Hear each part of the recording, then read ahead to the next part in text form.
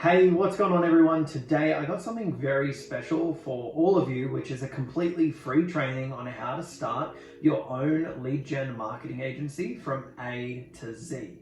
I'm not exactly sure how long this video will be, but I'll try to make it as detailed as I possibly can, so by the end of it, you can go out and build your very own agency.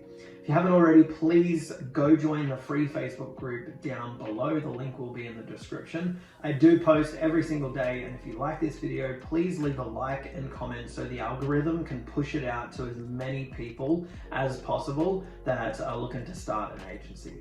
So firstly, I want to thank you all and welcome you to this free training. Whatever your expectations are, I want to blow them out of the water. Far too often you join courses and programs that give you a high-level overview of the concepts and the strategies, but they lack the granular detail that's required to succeed. I'm here to give you something that no one else has offered before and is completely free. Now, building an agency isn't just a get-rich-quick scheme or something that you can skip through and expect results. This takes time and dedication, but if you follow the steps, I know that you'll be successful. It took me 8 months to get my very first client. I would send hundreds of cold emails every single day, fully customized, no software or anything, and countless Instagram and Facebook DMs, and I got nowhere. Does that mean I gave up? No. You need to want this as much as you need oxygen to breathe. There is no way you can fail. You have to be willing to do whatever you need to succeed. So if after 2 weeks, 6 weeks, or even 6 months you are still struggling, get up and keep pushing forward, because I can promise you one thing, we have all been there. I want this training to be your Bible, your guiding light. If you need help, if you need assistance at all, please reach out. You should never feel alone, because I'm telling you right now, the only way you can fail with this is just by giving up. If you show up and put in the time and the effort on the tasks that will propel your business and work on what is fundamentally important, then you will be successful. Now, here is just a little bit about what you can expect in today's training. Firstly, we're going to briefly cover what is SMMA and the agency model. From here, we're going to talk about the possible niches and also the agency roadmap. Once I've covered that, I'm going to move on to probably one of the most important sections, which is offer creation. From here, I'll discuss how you should price your offer and then the principles of outreach so you can consistently set meetings. Once I've gone through that, finally, we're going to discuss the sales framework and how you can actually deliver results. All right, so let's actually dive into the agency business model. I'm sure you know by now, starting an agency isn't very glamorous, but it will give you the freedom you desire, help retire your mum, and also travel the world. This isn't something you will sell for millions or tens of millions of dollars. This business is about cash flow and giving you the lifestyle that you want while helping other business owners. An agency is essentially where you're providing a service to businesses which will help them achieve their goals. This service could be anything from digital marketing, funnel creation, web design, lead generation, branding, and the list goes on. The traditional marketing agency will have a large fancy office, nice coffee machines, have large overheads due to staff costs, rent, and service a very broad market. Operating costs can be in the millions of dollars per year, so they offer all types of services to all types of clients, provided that you can afford it. The margins for these agencies are around 10%, and they're very restricted with, what they can and can't do because of geography and setup. Now, the next business model we can thank Tai Lopez for. I think he really shed light on this, and whether you love him or you hate him, he was at the forefront of this model that we see now. Agencies that are lean, have high profit margins, and no overheads. Right now, we're literally living in the best age in human history. If you have the right foundational skills and knowledge, you have the ability to make the same, if not more, than the yearly salary of a doctor. Do you know how insane that is just from your laptop? Like 30 years ago, 40 years ago, that wasn't possible. This model allows you to work from anywhere in the world, service any client that you want, and have a very lean operating system in place so you have incredibly high profit margins. When starting out though, sometimes you feel you need to provide every single service for every single client, and look, that's just the wrong way to operate. When I started, this is exactly what I was doing. I would say I could help them with Instagram growth, ads, managing social media accounts, website design, content creation. I would also manually send invoices in a PDF document and send too many proposals to count. Your focus should be picking one niche, providing one service. That's it. Keep it simple. Businesses will pay you based on the value you provide and not the time. You have to remember that. As you gain more experience, you'll be able to charge more. All you're doing is exchanging a service that in their mind is worth more than giving you the retainer that you charge. Now I'm going to go over what is a niche, why niching down is important, finding the right niche for you, and what factors you should consider when selecting one. So firstly, a niche is just a section of the market. This could be a specific local business like dentists, chiropractors, real estate agents, e-commerce businesses, or it could be a specific type of client. So you may ask, why should I niche down when I can just service multiple different businesses? Well, I like to use the analogy of the surgeons and the doctors. Why do surgeons get paid more than regular doctors? Because they specialize in one field and that's what they know inside and out. If you're having issues with your heart, your regular doctor will refer you to a cardiologist. And if you need surgery, then you're going to see a cardiothoracic surgeon. Why? Because they have spent a decade or more becoming a specialist in this field. This is how you must approach your business, with a scalpel rather than a knife. Businesses prefer to work with agencies who specialize more than generalize, for the exact reason above. If you're good, your name will spread and you'll be the go-to person in that desired industry.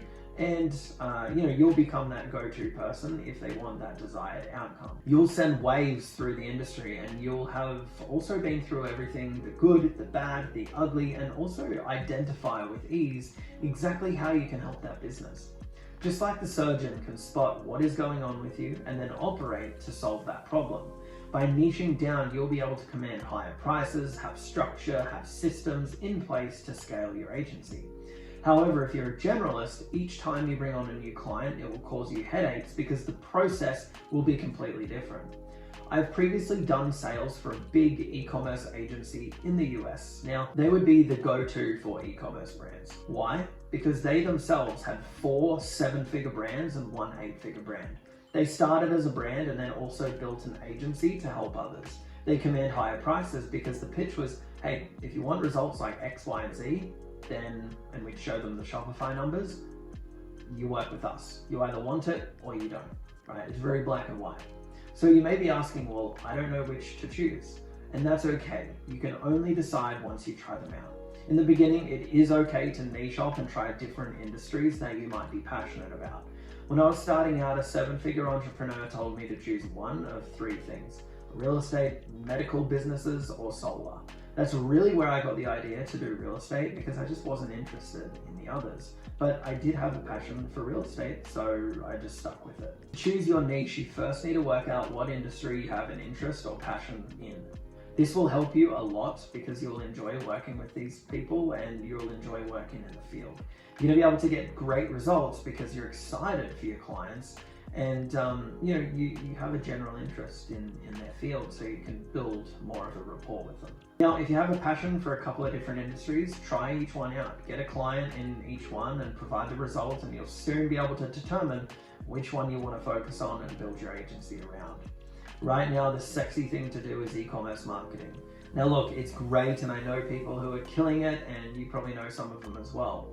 Personally, I've never done it, so I can't make any comments, but I do know it is extremely, extremely competitive and incredibly hard to get results.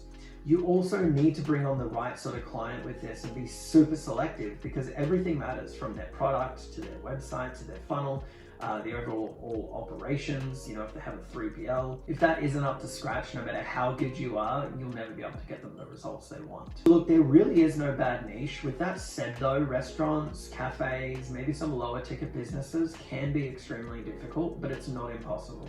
I truly believe if you're struggling, it's not the niche, it's actually you.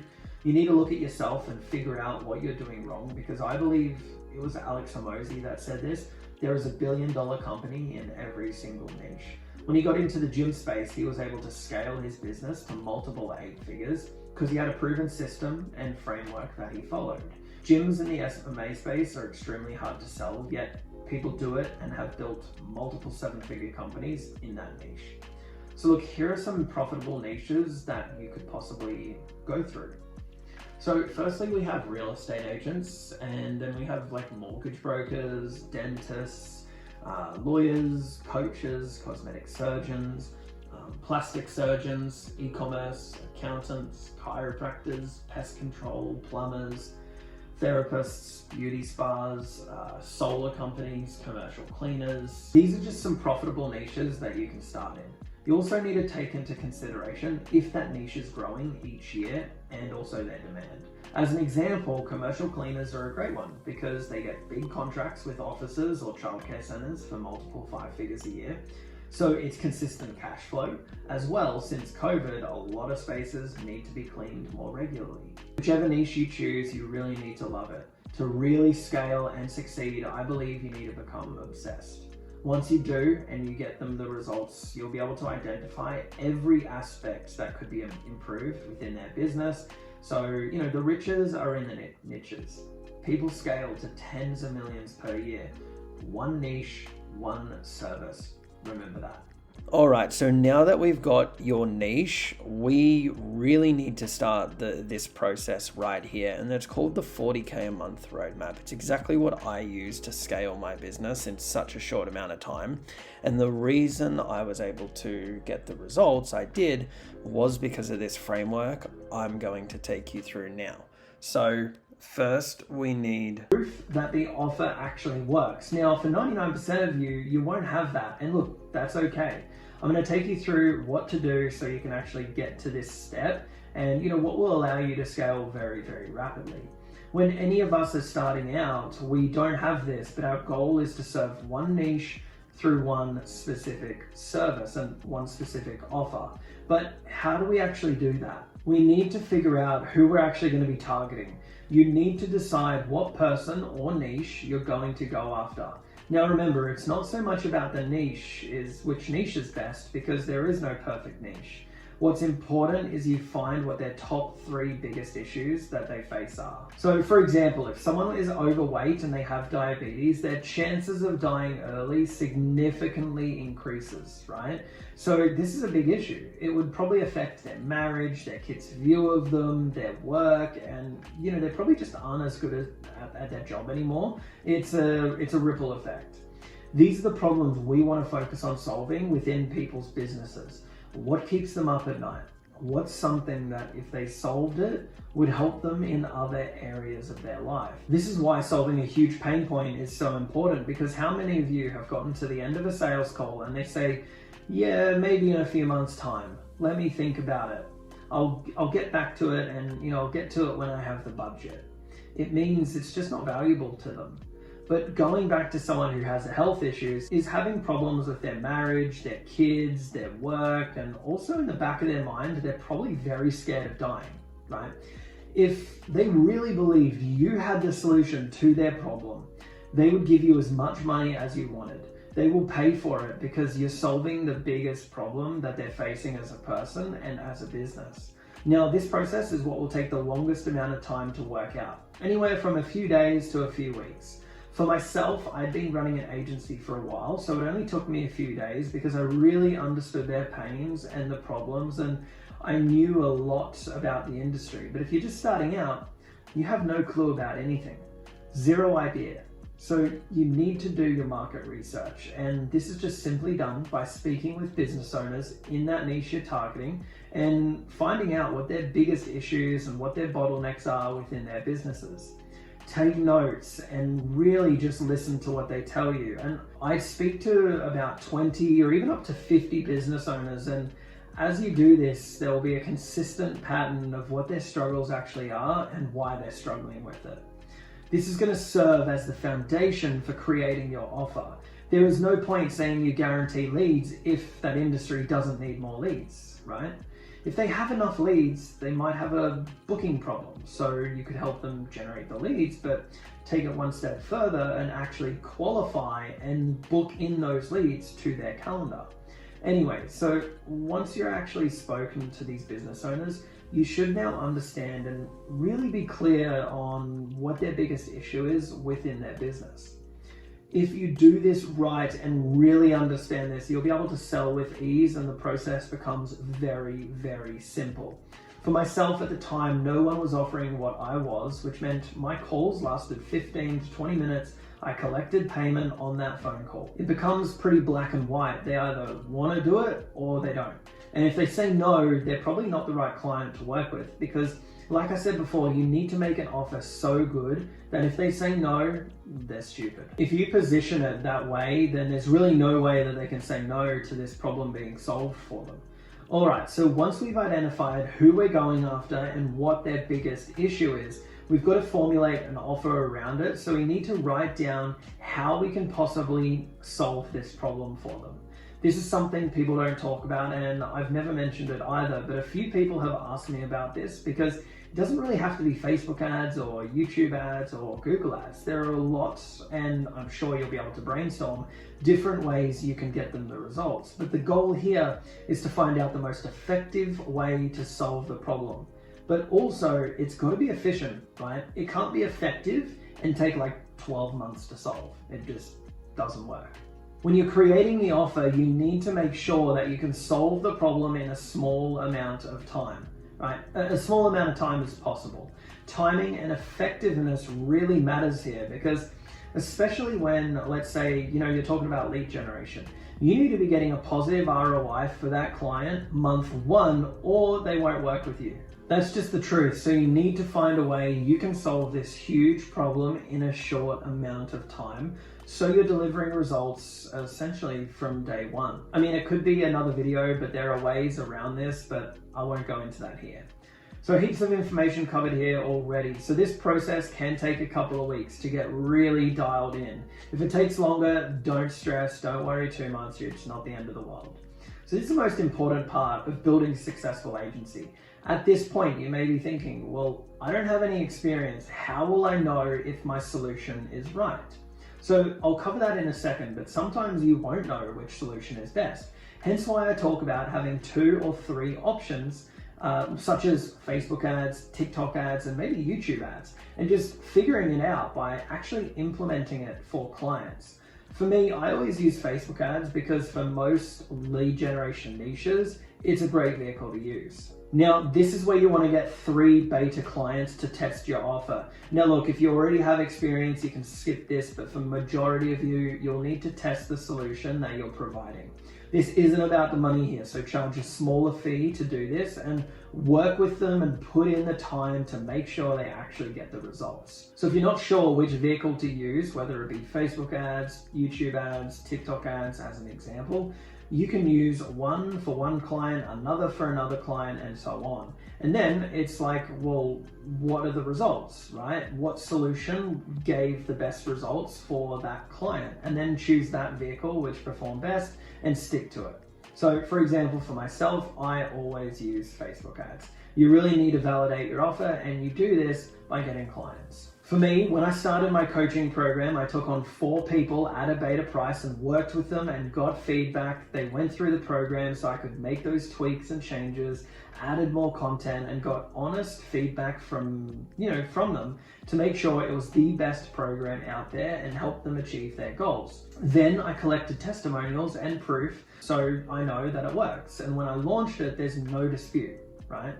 It's like if I said to you, okay, my program is 10K up front, but we can guarantee you if you follow framework X, Y, and Z, you'll sign at least 3 clients in your first 30 days or you get a full refund. Will you say that's too expensive? No, you won't. You'll find a way to get the money, and attaching a guarantee to this will mean you'll really never be broke again. All right, so once you've got these clients the results and help them achieve their goal, now you can get their testimonials and develop them into a case study so you can leverage this to sign new clients. The more of these you have, the easier it is to sell. I didn't take getting testimonials seriously for so long, and I can say it's crucial. Do not skip this. Collect as many as you possibly can. Now, after all this, we have successfully found an offer that works and delivers the transformation you promised. Congratulations, we have now essentially productized a service that will change many people's lives, including yours. Now, everyone on YouTube says, do not run ads until you hit 10 or 20K per month in your agency, and I call complete bullshit, because If you look at all the successful people, 90% of their clients come through paid ads. So look, I swear by paid ads, but if you haven't done what I just went through correctly, you're just going to be wasting money, and you might as well donate that money to charity or use it for a fire, because you're going to lose it. But if you have, you're going to be able to get leads straight away and close clients very quickly. So everything that I teach is about this roadmap and helping launch ads for your agency. So this is the next part, right? It's both organic and through paid ads. So I'll take you through what it actually looks like. You really need to start building an audience. Personal brand, whether you like it or not, matters. If you watched other videos of mine, you would know this is something that I personally struggled with for years. I hated the idea of putting content out, especially on YouTube. And it took me a long time to just suck it up and just do it. And now I really enjoy it. You need to start this ASAP. At this stage, you have a proven offer, so you should be building an audience on different platforms, especially where your niche hangs out, whether that be Facebook, Instagram, YouTube, LinkedIn, or TikTok. There are so many ways to do this, but you want to be known in the industry. As Gary Vee says, put in your 2 cents and help people and engage with them in different groups as well. This process usually takes around 3 to 6 months, but it's important. Now, we'll get to paid ads soon, but you also need to do this because you really become an authority in the marketplace. So moving on to nurturing the audience that you're actually building. Again, this takes time, but you want them to see you as the go-to guy or girl. And you can do this through email marketing, value posts on social media, videos, giving tips and tricks, and those different things. So you're always top of mind, and you should be actively posting daily. So you're really building your own tribe. This combined with paid ads is just, I don't even have words for it. You'll get booked out extremely quickly, and that's the framework to not only scale to 40K per month, but to 6 figures per month, like a lot of these other agencies do. So now moving on to how you can fill your calendar. So once we have a winning offer, getting clients isn't difficult if you've done it right. Now you can obviously do outbound and go down that route, which is fine. You can do cold emails, Facebook and Instagram DMs, or Loom videos. My personal favorite is Facebook and Instagram DMs using Loom videos, but again, it's brute force. However, if you're talking to people within your audience, then you will have that know, like, and trust. The combination of building an audience and running paid ads is literally what all the biggest agencies are doing, and it's probably the best thing you can possibly do within your business. Actually, you will most likely have to slow down because you won't be prepared for what's about to come. In my opinion, being too busy and having those issues of too many potential clients is far better problem than having none at all. Alright, so running paid ads, it will also grow your personal brand and audience because they will naturally look at your other content. So it's just a cycle that keeps growing and growing and growing, which means you'll have an endless supply of customers. For me, paid ads were revolutionary.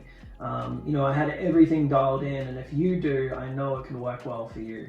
The simple shift in perception of going from why they should hire you as an agency and you having to convince them to now you wondering why you should bring them on as a client was just like magic to me.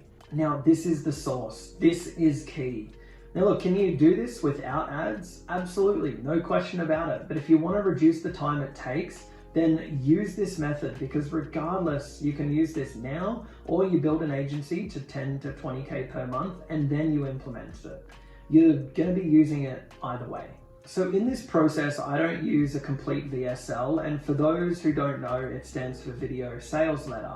It's just not necessary when you're getting started. Yes, you can have a website which acts as a landing page, just a short video on it with your headline and maybe some results. Now look, if you want to run a small campaign, you can, because your leads should be incredibly cheap.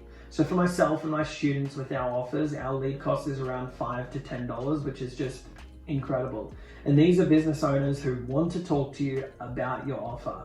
They're coming to you with open arms. So look, if you've implemented everything correctly up until this point, you should have 3 or 4 clients. But if you don't, go back and really understand what it is your client wants. So you should have also started working out how to productize your service. So for myself, I could set up an onboarding client within 30 minutes. 30 minutes, everything was set up and live for that client. Simple, quick, and easy to do. Very rinse and repeat, and you'll be able to do this for your service as well. You want to remove as much friction as you possibly can so it's easy to scale. Your offer is what's going to make you successful within your business. If you're struggling within your business, it comes down to two main things. You don't have a good offer and you aren't delivering results. Now, if you're struggling to even assign a client, it's not because you can't deliver results, it's because you don't have an offer that people want to exchange for giving you money. The offer is going to be the number one driver of success in any business. So this equation is modeled from Alex Hormozi. There are a lot of people who claim it's theirs and don't give him credit, but I wanted to share with you because I think it really sums up how you should be thinking about providing value. I've made some changes here, so it's not a complete copy and paste, but the core concept is the same and it will be available in the download section below this video. So there are 4 components involved in creating a great offer. The first one is the outcome, right? So what is their dream outcome they want to achieve? For you guys in the program, it's that you want to build a successful marketing agency to achieve both financial and location freedom. That's a pretty big dream outcome. It comes down to, is what I have to offer going to get the desired outcome? We also have to make sure that the dream outcome is meaningful. You'll find this more in depth in the sales module, but when we talk to potential prospects, we need to know if this is really important for them and really their motivations behind it. Then we have, what is the likelihood of success and what's the probability of achieving this said outcome? So these are the 2 things that really increase the value. It's like for myself in this program, the more case studies and successful students I have, the more people are willing to pay me, right? It's the same thing within your agency. As you grow, as you get results and case studies and testimonials, you'll have a higher perceived value, which means people are willing to pay you more. That's why it's extremely important to collect testimonials. But anyway, I'm getting off topic. So now we have the bottom half. This is all about how much effort is this going to require to put in and how long is it going to take to achieve that result. So let's say there's 2 marketing agencies, right? One says that they can get them to, let's say, $100,000 in 6 months. But then you come in and say you can do it in 3 months. Who will they pay? By simply cutting the result time in half, you'll be able to land more clients and charge more because of the perceived value. If you go to any of these successful businesses and you tell them that you can help them with something, whatever the service may be, and get the results in half the time it's taking them now, you will be paid very handsomely for that. When we're traveling across states, why do we choose to fly rather than drive the car? Because it's quicker, even though it might be more expensive. Well, I don't know, considering how much fuel costs at the moment. As a lead generation agency, this is crucial for us. The time delay is more important than the sacrifice required. The best and the worst part of lead generation, though, is the same thing. It comes down to the results. If we don't get them the results within month 1, which let's say that's the time delay, then chances are that client isn't going to be with us month 2 or month 3. However, if we do get them the results in month 1 in less than 30 days, then they'll be extremely happy and continue using our services. After that, it's all about the effort and sacrifice needed. We want to minimize this as much as we possibly can. With lead generation though, this isn't as important because we can help potential prospects get results in a matter of days. So we are increasing the promise and the desired outcome by decreasing the time it takes and also the sacrifice it takes to get them there. And ladies and gentlemen, that is how we create an offer. Now look, I believe I said this in the other offer video, and I suggest you rewatch these as many times as you need to make sure you really understand this. I mean, this needs to become a part of you and become part of who you are. For me, when I first made any money, I didn't understand how powerful this whole concept was. I've seen it so many times on social media, especially within the ClickFunnels community, but never grasped how impactful and how one core concept can make people millions. Anyway, I'm going off on a tangent. Some examples are, I help real estate agents generate 1 to 2 new listings per month within 30 days without spending thousands on ads or something like that. Another example is I help men get a 6-pack within 30 days without changing their diet. Do you see what I mean? The first step, and this is part of your homework, is to understand and be crystal clear on what you are solving and what the dream outcome is. Next is to understand their perceived problems. What is preventing them from getting from where they are now to where they want to be? I'll dive deeper into this in the sales module, because if you can solve every one of their perceived problems, you'll be able to sign that client, because it will feel like you understand what their problems are, and by solving them, you'll show that you understand them and that they will believe that you can solve their problem, which means you'll sign them as a client. So the next thing I want to discuss is bonuses or offer stacking. Now, I first learned this and seen this firsthand at the 10X Growth Conference in 2018, hosted by Grant Cardone. A guy called Russell Brunson, who's the founder of ClickFunnels, spoke for 90 minutes and sold $3 million live on stage. I believe 2 in 8 people bought his $3,000 offer. I'm going to show you his exact offer and how he anchored the audience, because I'd never seen it before, but after going through the problems, solutions, and all of that, people were kind of thinking, yeah, I like it, but I'm not sure if I'm completely sold. So they're trying to justify it, right? These are all the things he was giving you access to. Now, I'm not going to go into detail on what each one of them are, but it solved a different objection a business owner could be facing. Oh, I need traffic. Well, you get traffic secrets. Oh, I need help copywriting. Oh, here's the copywriting section on funnel scripts. He went on to say that if this was to cost you $11,552 for us to give you a product that every time you put $1 in, you get $3 out, is that worth it? I mean, of course, you'd have to be stupid to say no, right? But he gave everyone access to this for not $11,500, but for $3,000. But he price anchored at, everyone agreed that it was worth the $11,500. Do you see what he was doing? What he did was he stacked the value on top of value on top of value. This is what you should be doing within your business. Instead of giving discounts, why not give them a bonus? If you sign them up today, they will get X, Y, and Z. Like you see those ads for the blender, you get all those different things. You get the attachments, you get extra blades, you get a second blender all for free. You also want to put the price on these bonuses and tell them why it's valuable. Because if you don't, the prospect will just be like, okay, cool. But you really got to explain why it's so valuable and put a price on that. And then they'll be like, oh wow, that's amazing. Just like Russell Brunson did with his $3,000 offer, he made sure all problems were addressed with each bonus he gave. You need to do the same within your business. Make sure it's strategic and each bonus you offer solves a separate problem, because eventually your offer will be so good, no one can say no to it. Having an offer with a guaranteed attach is, in my opinion, one of the most powerful things that you can do. As a beginner, I understand it can be daunting, but there are so many ad agencies, content creation agencies, and cookie cutter agencies out there that will provide the same service. You need to stand out, and having a guarantee will do that, but it will also give the prospect more confidence as well. So you need to know what you're doing and really stand behind your work. There are different types of guarantees, and for service-based businesses, it's not like we all will have an unconditional guarantee where they'll get a refund at any time. For service-based businesses, we'll use what's called a conditional guarantee. So this can be, if I don't get you X result in this amount of time, I will give you a refund plus $1,000 for wasting your time.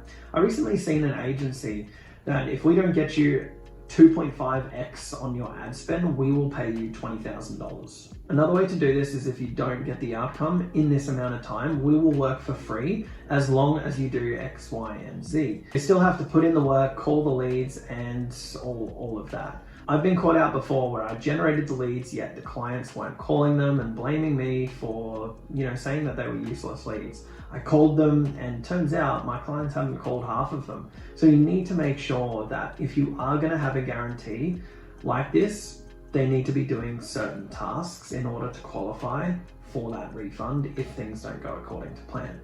Another great one, I've seen this done before in the SMMA space, is a delayed second payment guarantee.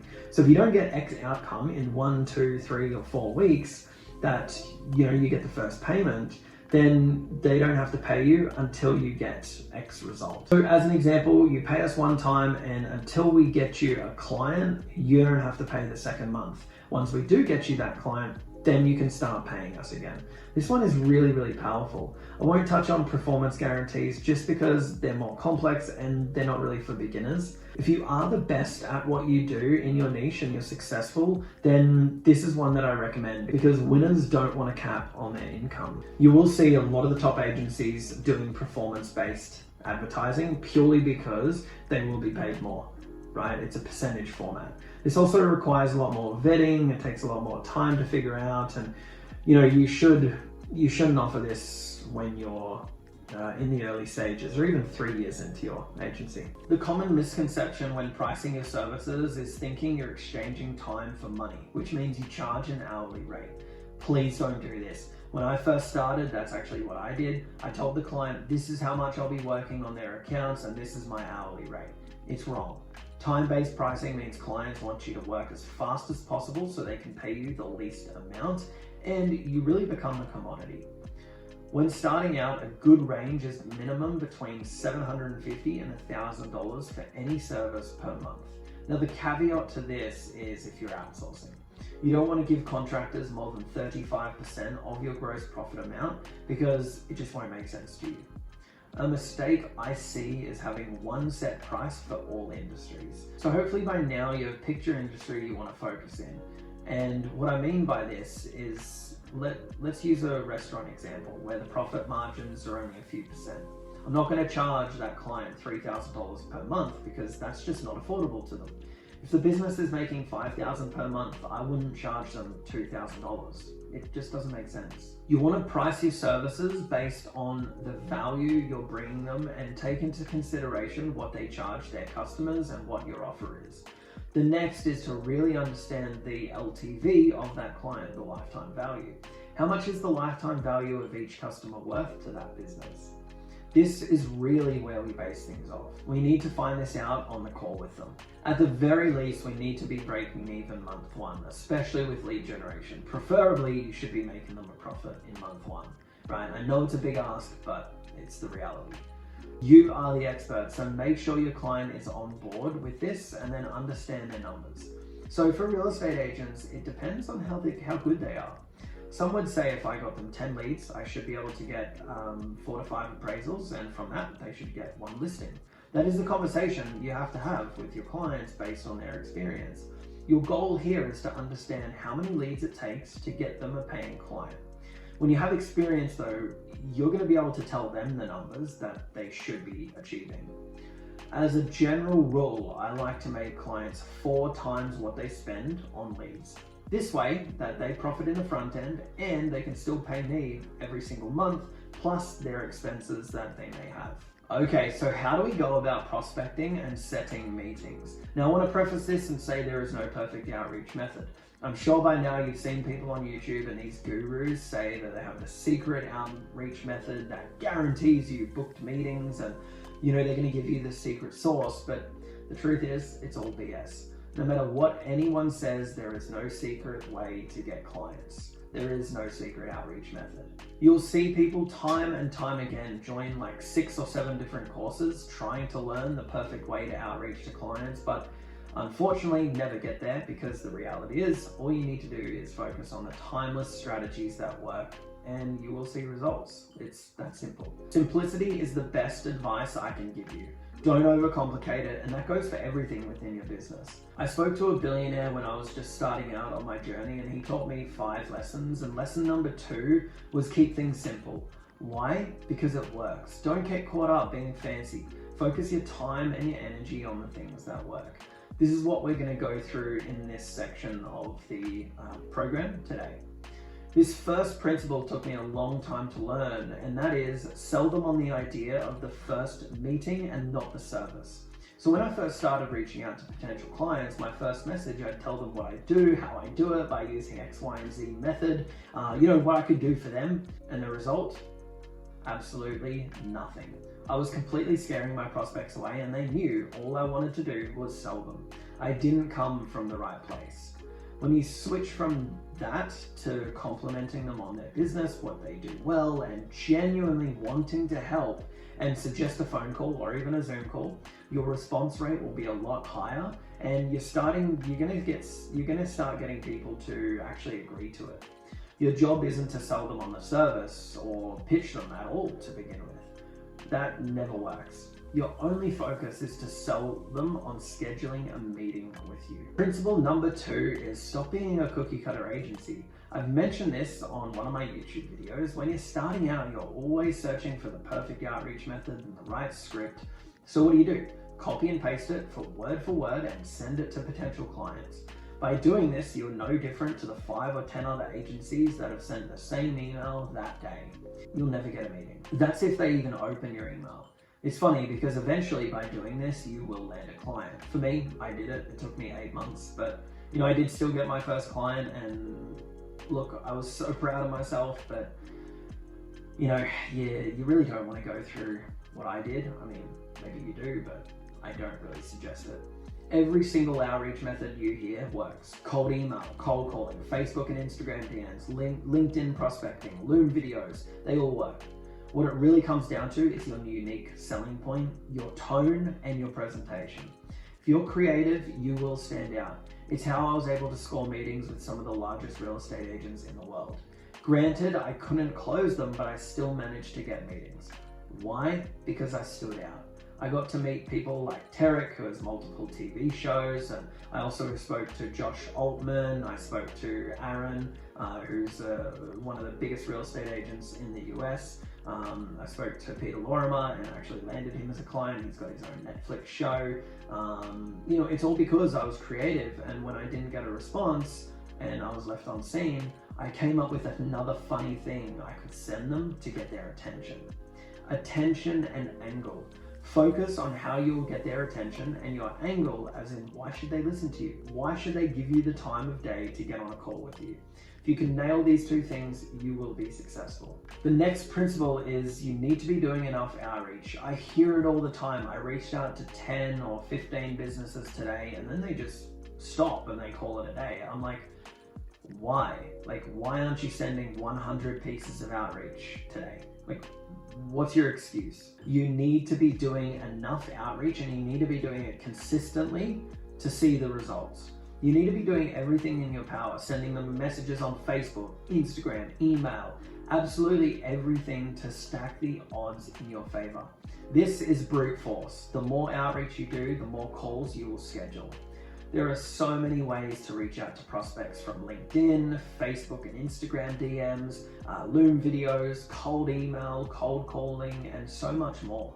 You just got to be consistent with this and make sure it is personalized. So once we have set a meeting, it's now time for the sales call, and this is where things get more real. Chapter 6, Step 4, Who's Got My Money? That's the title of a chapter in one of Grant Cardone's books. Now, while we can say sales trainers like Grant Cardone and Jordan Belfort are some of the most influential sales guys on the planet, they mainly focus on product sales. This saying, who's got my money, is so simple yet extremely powerful. We need to be hungry, driven, and motivated to do whatever it takes. Product sales, though, is completely different, as mentioned in the first video of this module. So then you may be asking, what is the framework to use when it comes to agency sales? Look, when creating this module, I want this to serve as a foundation and a framework. This is by no means a sales program, or will teach you how to sell. I believe it takes hundreds of sales calls and many years to become a great salesperson or closer. A big key difference between product and service-based sales is when you're selling a product or a one-off service, you can use tactics, different tonality, you can loop around multiple times until the prospect caves by asking targeted questions, and you can leverage what they have told you previously. It's very tactical, and you can apply a little bit of pressure when needed, and also psychology. It's like going up to a girl at the bar and trying to have sex with her before taking her out. Service-based sales, though, is all about synergy, and it's like a dance. We have to be in sync with our partner, and we have to have the right chemistry for it to work. That's how I view service-based sales. It's a marriage between you and your client. You don't want to pressure them into anything because it will bite you later on. My sales process has evolved over the years, and it does depend also on your price point. I would say 80% of my sales career has been a one-call close. Now, that's over the phone as well, not just Zoom. My philosophy around Zoom calls or phone calls and 1 or 2 closes really depend on your niche and also your offer. If you can get on a Zoom call, I definitely recommend it. I always do Zoom calls and I share my screen, present to them, so I can really share what I can help them with.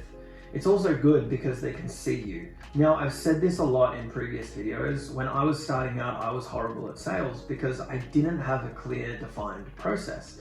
I said all the wrong things and I thought I could just be a gunslinging cowboy and I'd sign clients left and right. I didn't have a framework, and that's what I'm going to be giving you in today's video. So to me, there are so many variables that you need to take into consideration. For local lead generation, 95% of the time, you only need 1 call.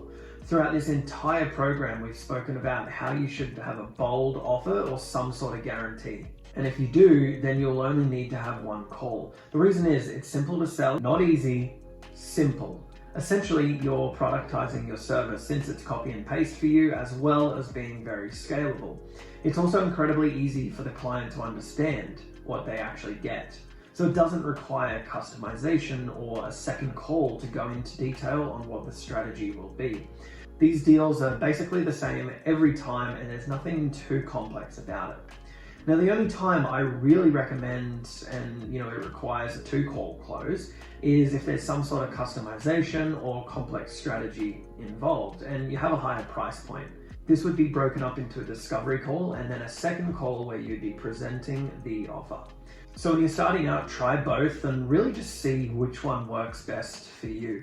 If you have sales experience or are confident selling, then you really only need a 1-call close. However, if you're new, you're nervous and you're probably going to be charging maybe more than 1K per month, start with a 2-call close. You will understand the process and you'll have more time on the call as well. So if you make a mistake, it's not really a big deal. Now, it's important to remember if you do a 2-call close, you must send them a calendar invite, preferably through Calendly on the first call, because they'll get automated email reminders, which will increase the show-up rates for that second call. Now, you may have clients who don't show up for that second call, but from my experience, the ones that don't are clients you don't want. If the first call goes well, then the chances of them showing up for the second call is extremely, extremely high.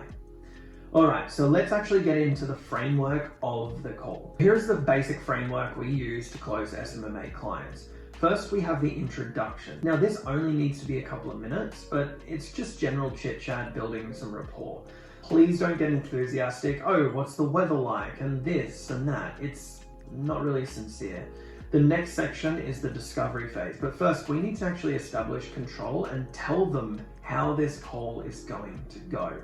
The discovery phase is crucial. We need to understand their situation, where they're at, where they want to go, more about their numbers, and really asking those tough questions. You can also ask them if they've done advertising before, what they have tried, and how it works for them. Really, you're finding out as much information about their business as you possibly can. The next phase is really identifying the problems your prospects are facing and their pain points. Now look, how you frame this and word this will come down to the niche you go after. If you're targeting real estate agents, car dealerships, or anyone in sales, please, please, please don't ask questions you know the answer to that are designed to emotionally manipulate. Maybe that's not the right word, but sales guys will know what you're doing. Now, if you're genuinely curious and you want to know, just tell them that. Hey, look, this may sound like a silly question, but, and then go about asking the question. This phase is really about their pain points and what needs solving. You really need to hammer this home and really dig deep here. The next phase is really just going through what it is you do for your clients. Now, this is something you need to keep short and simple. If you have testimonials, rely on them and just show results. This is so critical. Don't, and I repeat, don't blurt out heaps of benefits and features to your service. You will unsell them.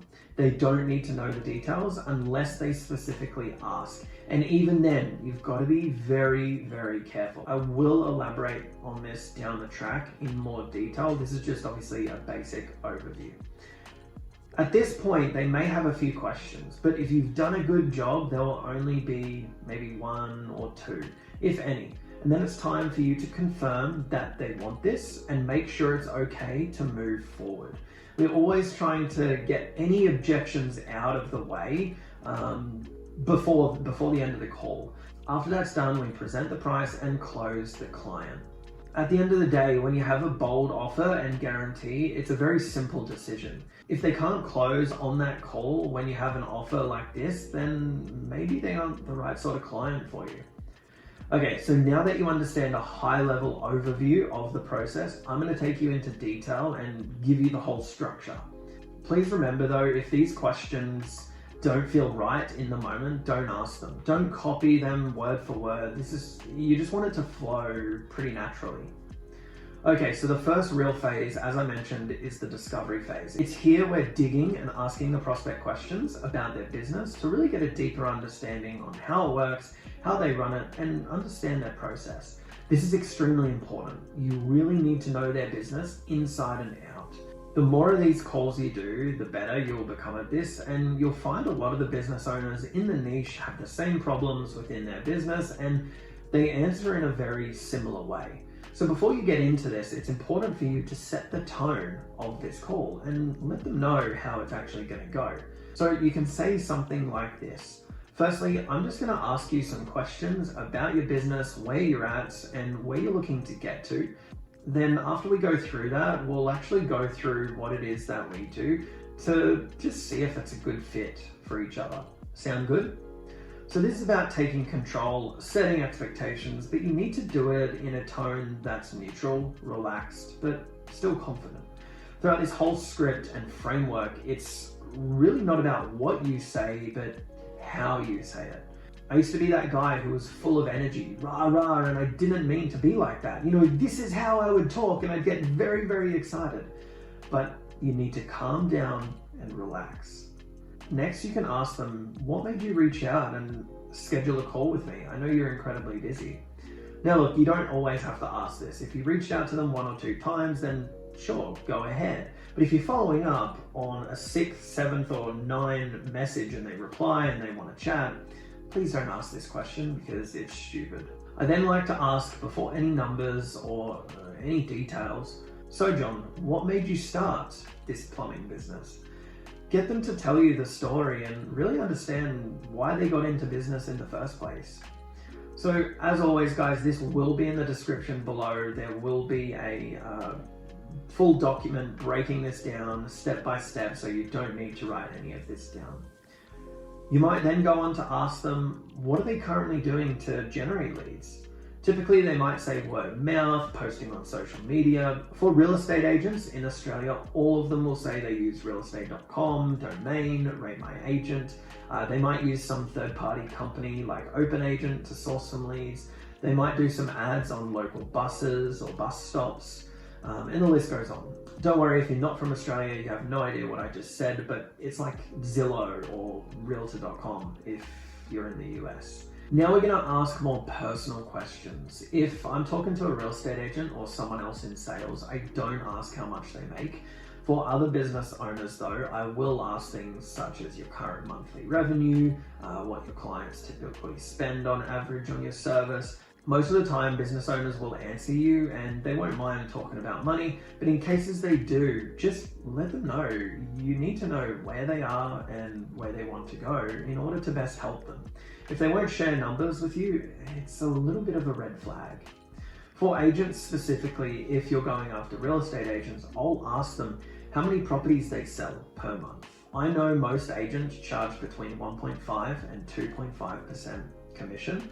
I'll ask them how much their average sale price is. This way, I know if they sell 1 property a month at $700,000 and they get 2% commission, they will make $14,000 in that month. Now, minus agency fees, they're probably netting around $7,000 to $8,000. So you'll be able to do the maths just by asking these questions without directly asking how much they make. Now, you want to find out where they want to get to in the next 6 or 12 months. This is really important. And you can dive deeper into this. Like once they answer, okay, John, why do you want to achieve this goal? And they may say just for the money, but you need to dive deeper here. From then, you ask them if they've worked with an agency or have they run paid ads before. It's also super powerful to ask them about their conversion rates. Now, this may not apply to your specific business. Actually, it will. Whether you're a landscaper, pest controller, mortgage broker, real estate agent, cosmetic surgeon, beauty spa, whatever it is. If you ask the potential client, hey, if I get you 10 inquiries from people looking for a quote, they're looking for someone to provide your service.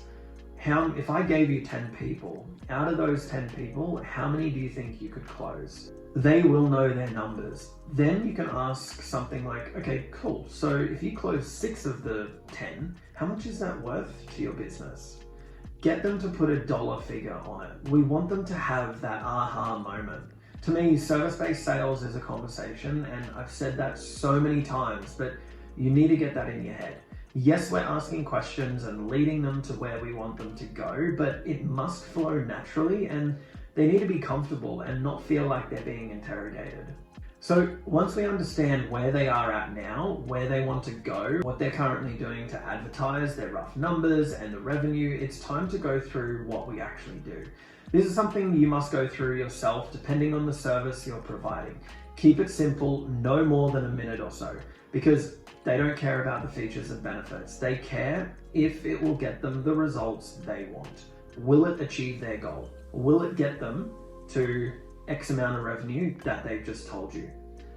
The how doesn't matter. If you tell them into detail about how you will do this, and they'll ask more questions and actually complain. Oh, I don't like it this way, or I don't like doing things like that. Oh, I don't like that software, it's too complicated.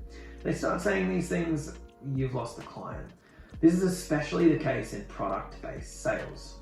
If you have a killer offer with guarantees and promises, this is the closest thing to productizing your service, and this applies to you.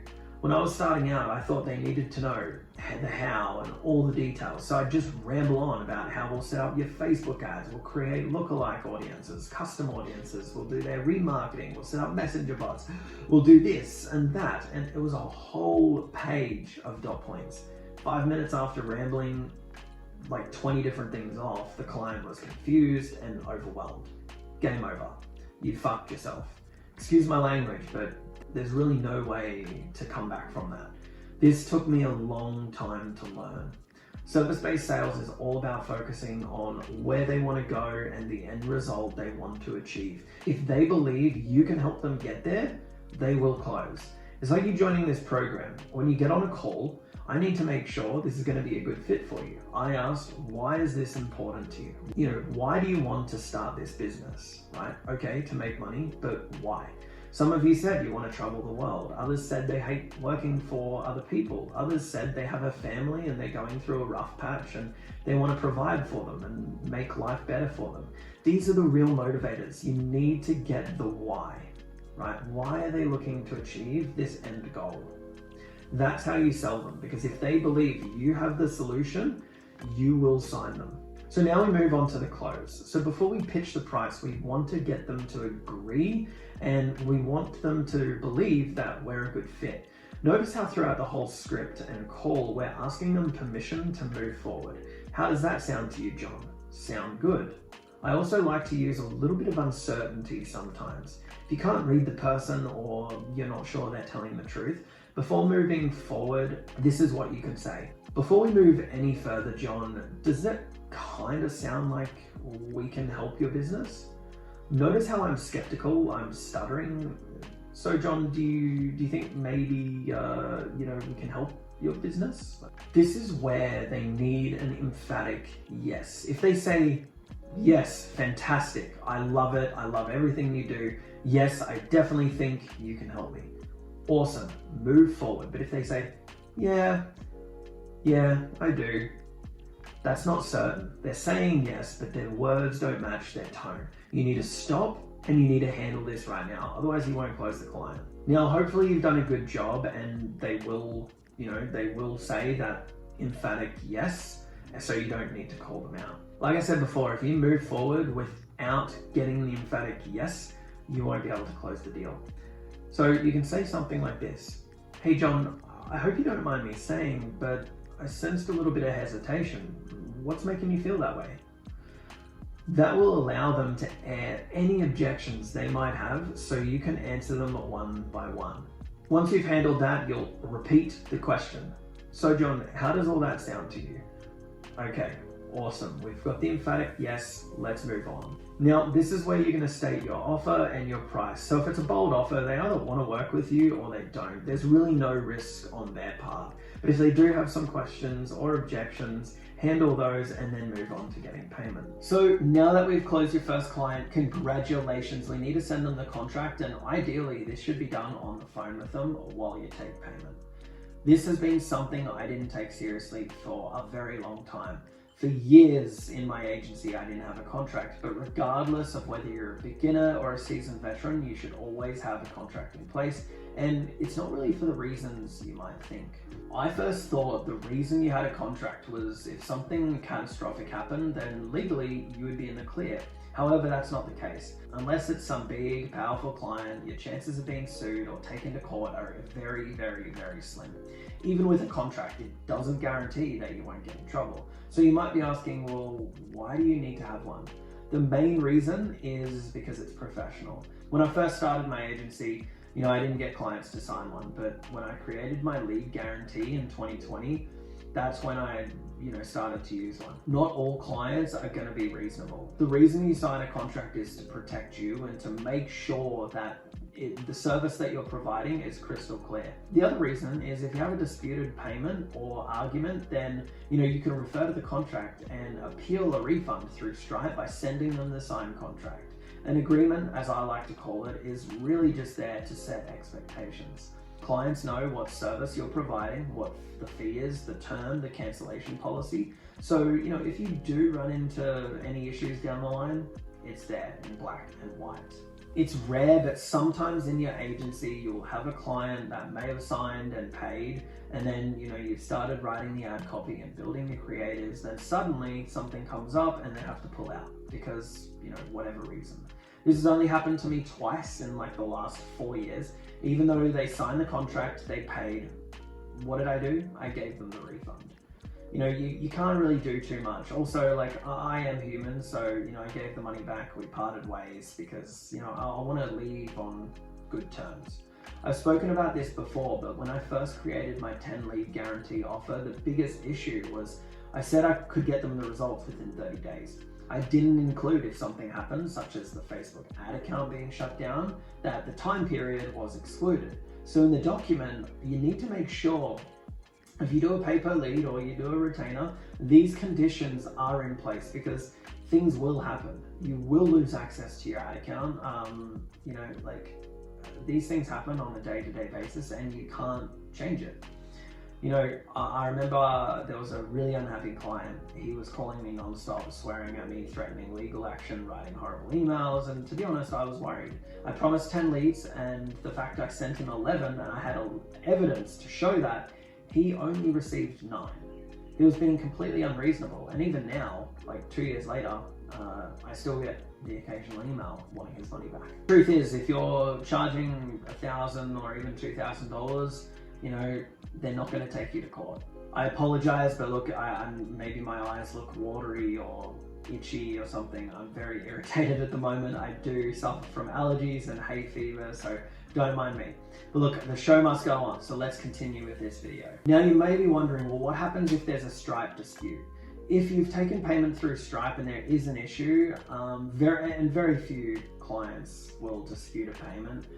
Even after the work is done, Stripe will take the money from your account plus a $15 penalty fee while it gets resolved. This is where a contract is great. You can show proof, screenshots, and exactly what you did for that client and what they signed, so the money ends up in your account again. That's a big FU to that client who tried to take your legs out from under you. I love it, and it has happened to me twice in the last 4 years. It gets me very annoyed, but I also like it when I win.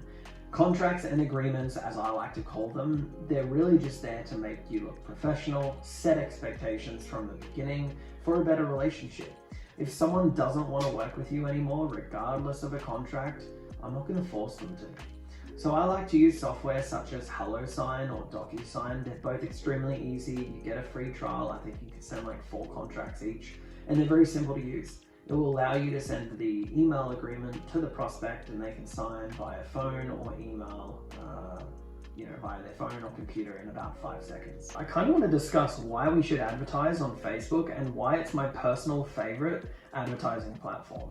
Many people in 2022 believe Facebook ads are dead, and it couldn't be further from the truth. Around 2.8 billion people, and that's billion with a B, use Facebook every month, and it has arguably the best targeting features of any advertising platform. 70% of users check the platform multiple times a day. The average user spends 33 minutes on the platform, and the average cost per click is below $1, and the average CPM is around $12. Facebook ad revenue accounted for, I believe it was $20 billion in 1 quarter of 2020, which shows us that marketers are still spending a lot of money on the platform, and 76% of Facebook users earn more than $75,000 per year. So people on the platform have money and are willing to spend it, and we have the ability to be in front of them.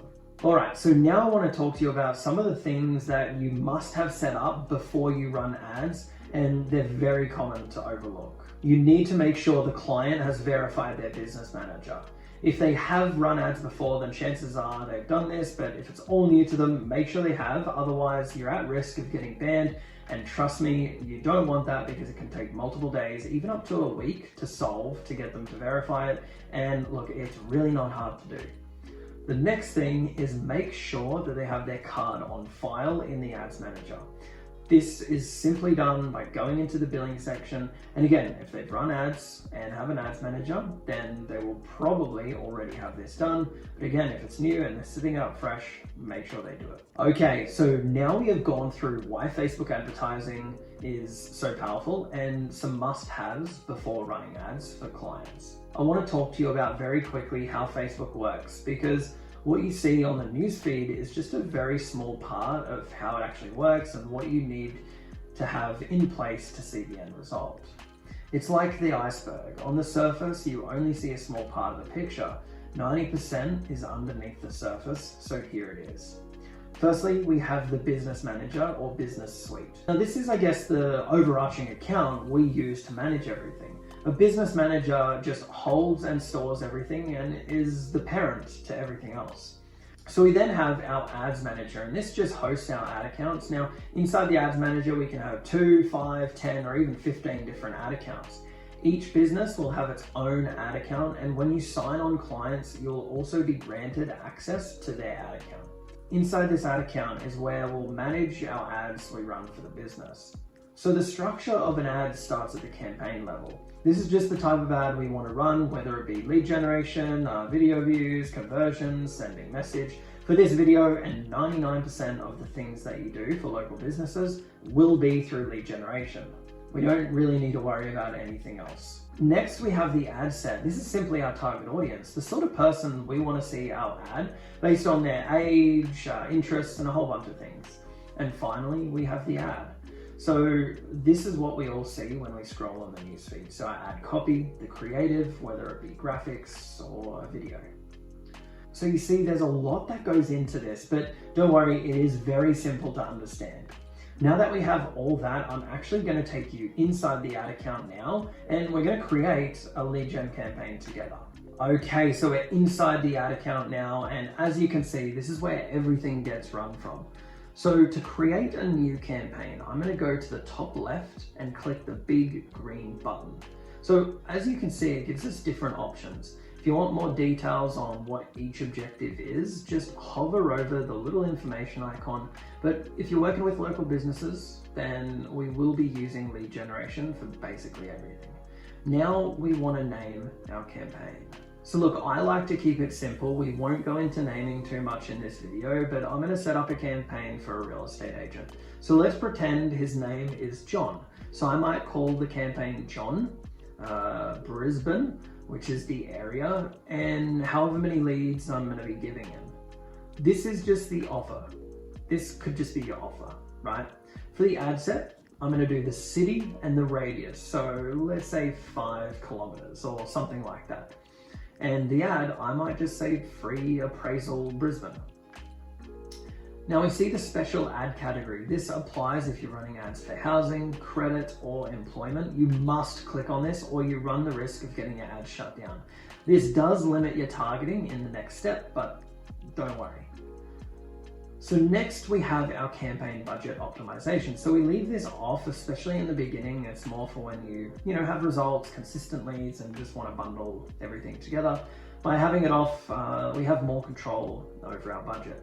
Okay, so now we move on to the ad set. We're going to make sure our ads will run from the page we want them to. So make sure you choose the right page. For your clients, you'll be running it from their page. So make sure it is connected. And that's what people will see when they scroll on the newsfeed. Now budget, I always recommend around $10 per day to begin with because we can always scale up. I don't worry about lifetime or start and end dates. You should always just let it run and Facebook do its thing and you just manage it manually. Now for real estate, if you want seller leads, which just means people interested in possibly selling their home, we want to make sure we're only targeting people who live in this location. I always like to drop a pin. And this sort of depends on where your client services and where the local business is. Usually only a few kilometers, nothing crazy. Then I'll make sure that the age is 30 plus because most homeowners will be in that age range. Now look, I like to keep my detailed targeting completely open. For other businesses, maybe you might add 1 or 2 options here, but I've found more success with real estate leaving it broad because Facebook is just incredible at what it does and it will do the heavy lifting for us. Now placements, you can try both, right? But for this video, I'm gonna go manual placements and remove stories, audience network, and really just keep things on the newsfeed and Instagram and Facebook stories. Now that brings us to the ad itself. So you have different options, whether you want to use image, video, or carousel. Now I recommend always sticking with just image or video. For this example, I'm going to use an image. For real estate, I like to use a property that is within the area I'm going after. Now, if you're in Australia, don't use a house from the US, and if you're in the US, don't use a house from another country or even state where they might look slightly different. I have been caught out on this, so just take my word for it. So I'm going to choose my image here. You may be able to upload one, maybe you've made it in Canva or something like that. I'm just going to use one that I already have, on file. So now it's time to work on our primary text. I've already written mine, so I'm just going to copy and paste it in here. Now it's important to note that you can also relate it to the current market climate. So you can always talk about the rise of interest rates and a possible recession as part of your strategy to offering an appraisal on their home. There are a lot of different angles you can go down, but again, just for this video, I'm going to keep it really, really simple. So now we can really choose the button and that's looking pretty good now. From here, we need to create a lead form. It is pretty straightforward and you can see an example I use here. We're asking for their name, email, phone number, and also their property address, which is incredibly important, by the way. Now, once you have this set up, you can actually make sure that the client, your client gets the leads automatically via text and email. Now you can do this through Zapier. I don't have a video on it yet. I might create one in the future, but type in YouTube how to set up a Zapier automation and you'll be able to find something. And that, ladies and gentlemen, is how you set up your very first ad. Once we've done that and it says review, then it'll be approved probably within 24 hours. So once you've got their ads live, now you just need to make sure that they're consistently getting the results and they're happy with your service. This business model is really simple and your success is 100% determined by you. If you have a good offer, something that the industry wants, then you won't have a hard time selling it. In the beginning, I do recommend doing the work yourself for at least the first 1 to 3 clients so you understand the process. how it works, and then you can outsource it to someone else. So usually at the end of a video like this, people will go through a full video sales letter on joining their course and their program, but if you know me, that's just not who I am or how I operate. I do have a coaching program, but I don't just take everyone. I'm not going to give you fake bonuses or talk to you about different scarcity tactics. If you're someone that wants a mentor who is there for you every single day to answer all of your questions and really hold your hand while you start a lead gen marketing agency, and you believe that you're a good fit, then go ahead and book a call using the link below. Again, I don't take everyone, and if you don't show up to the call, you won't have the option to rebook. So make sure you show up on time, answer the questions, and you're committed. If you want results like Thomas or Emmanuel and are serious about building a lead gen marketing agency, fill in your details below because I'd love to speak to you. The reason I don't take everyone is simple. I spend a lot of time one-on-one with you, and that's just not possible to do at massive scale. If you like this video, please leave a like, comment, and subscribe, and I'll see you in the next one.